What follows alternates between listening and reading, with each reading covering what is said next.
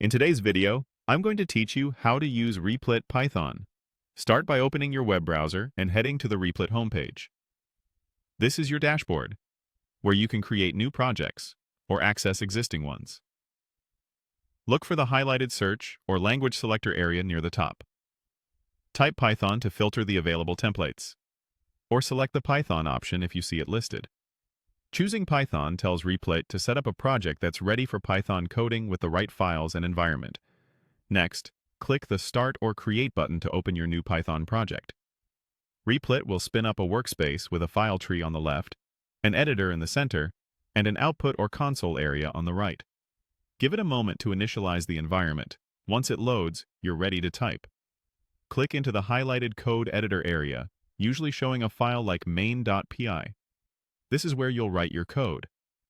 Type anything related to Python code to get started. For example, you might add a quick print statement, define a simple function, or import a standard library module. Replit provides syntax highlighting and autosave, so your work is saved automatically as you type. If you make a mistake, use the editor's undo or the sidebar to manage files and keep things organized.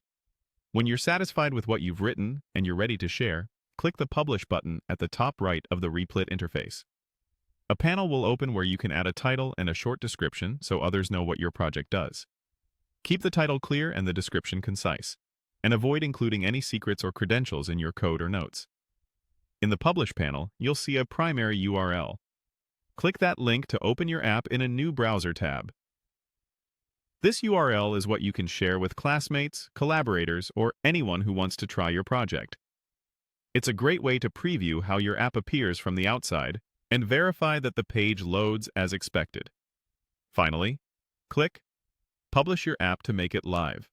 Confirm any visibility settings if you're prompted, choosing private if you're still iterating or public if you're ready for others to view it.